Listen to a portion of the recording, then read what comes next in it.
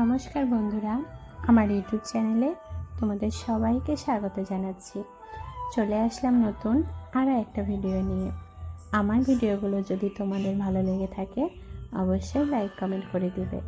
আর যারা যারা এখন আমার চ্যানেলটা সাবস্ক্রাইব করোনি তারা অবশ্যই একটা সাবস্ক্রাইব করে দেবে। তোমরা কে কে কৃষ্ণের জন্মাষ্টমী ব্রত করেছো কমেন্ট করে জানিও। আমি তো করেছি, আর সেই ভিডিওটাই তোমাদের সাথে শেয়ার করছি। তোমরা তো প্রথমেই দেখতে পেলে আমি বেশ অনেকগুলো ফুল তুলে এনেছিলাম, কারণ ফুল ছাড়া তো পূজা অসম্পূর্ণ।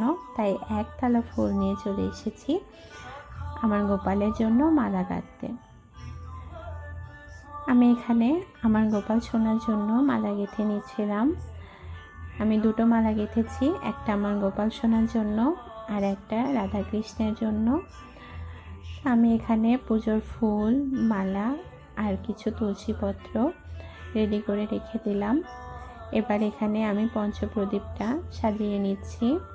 যেহেতু নিজের হাতে সব কিছু করতে হচ্ছে, সেই জন্য আগে থেকেই আমি এগুলো গুছিয়ে রাখছি, এতে আমার একটু সুবিধা হবে।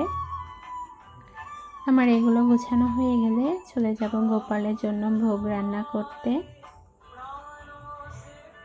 তোমরা গোপালের জন্য কে কী আয়োজন করেছো আমাকে কমেন্ট করে জানিও। আমি নিজে একা হাতে যতটুকু পেরেছি আমার গোপালের জন্য ততটুকুই করেছি। আমি একটু সুজি আর লুচি ভেজে নেব আমার গোপালের জন্য।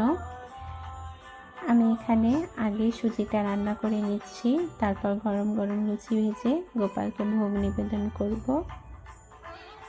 আমার সুজি রান্না হয়ে গেছে, এবার আমি লুচি ভেজে নেব।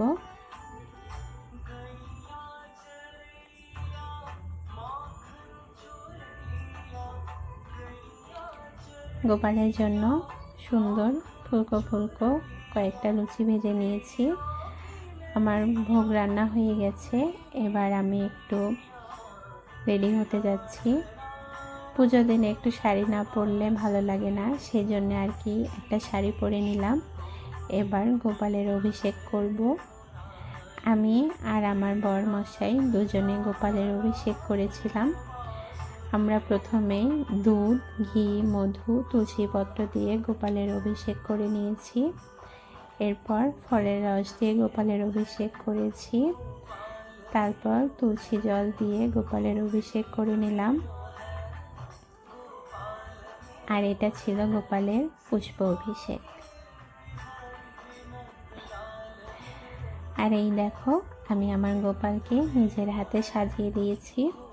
আমার গোপালকে কেমন লাগছে সেটা কিন্তু কমেন্ট করতে একদমই ভুলবে না। আর আমি যে মালাটা গোপালের জন্য গেঁথেছিলাম সেটাই গোপালকে পরিয়ে দিলাম। আর এই ছিল আমার গোপালের ফাইনাল লুক। আমি যদি এত নিয়ম কানুন জানি না, যদি কোনো ভুল ত্রুটি হয়ে থাকে তোমরা অবশ্যই আমাকে সেই ভুলটা ধরিয়ে দেবে। আমি এখানে গোপালের আরতি করে নিচ্ছিলাম। তা আমার পুজো এখানে সমাপ্ত হয়েছিল। তারপরে আমি একটু মালা জপ করে নিচ্ছিলাম। কৃষ্ণ নাম করলে সত্যি মনটা একদম শান্ত হয়ে যায়। তো তারপরে পুজোর প্রসাদ নিয়ে আমার পুজো সম্পন্ন করলাম।